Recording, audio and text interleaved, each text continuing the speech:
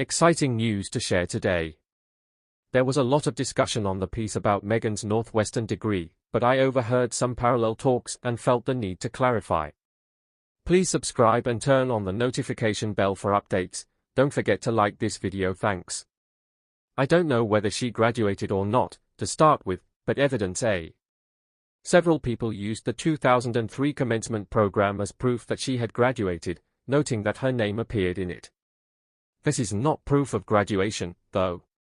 Being in the commencement program implies nothing in terms of graduation requirements in the United States, as several others have properly noted.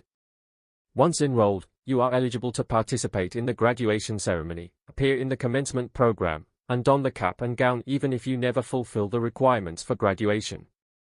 When you receive your diploma, which doesn't happen until you've finished your coursework and the registrar has confirmed it, that is when you truly graduate. I went to a major university like Northwestern, and instead of the typical 4 years, I finished in 3 years and 1 semester. At the end of our 3rd year, a friend and I attended the graduation ceremony. We had our names read aloud, wore the cap and gown, were featured in the comment program, etc. In the fall, I completed the remaining courses that I had taken.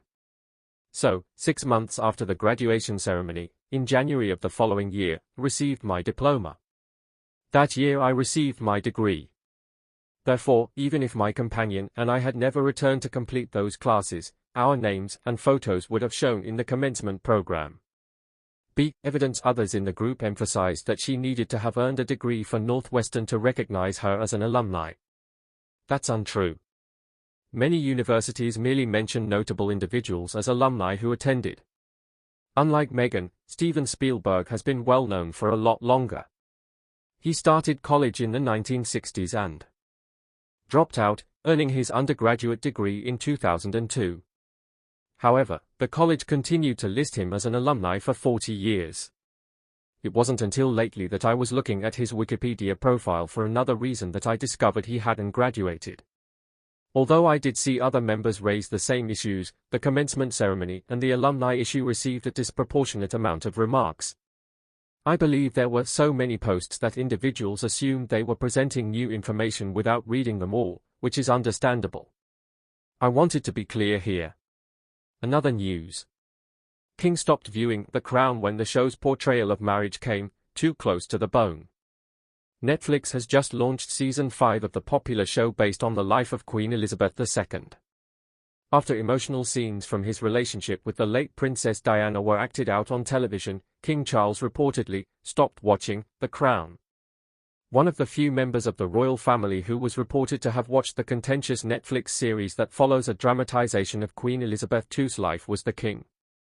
As new episodes of the most recent series focus on royal life in the 1990s and address the breakdown of the King and Princess Diana's relationship and her death in 1997, tensions are expected to rise. When doing research for her book, The New Royals, author Katie Nicholl suggested she inquire about the royal family's interest in the crown. Speaking on True Royalty TV, she stated, "The Queen was definitely aware of these programs and the films, but she was never going to view any of them personally. However, other members of the royal family have seen them. I'm informed that Camilla has seen every one of them. I'll have to get back to you on whether she's watched this most recent series or not." King Charles started watching it and stopped watching it at the end because he thought it got too personal.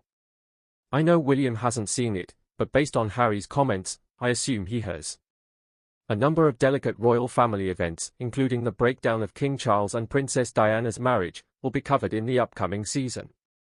The Crown's dramatization of Princess Diana's BBC Panorama interview has perhaps received the most harsh criticism of any aspect. After it was discovered that journalist Martin Bashir had forged paperwork to gain access to the then Princess of Wales, the 1995 interview was later deemed to have violated integrity standards. Thanks.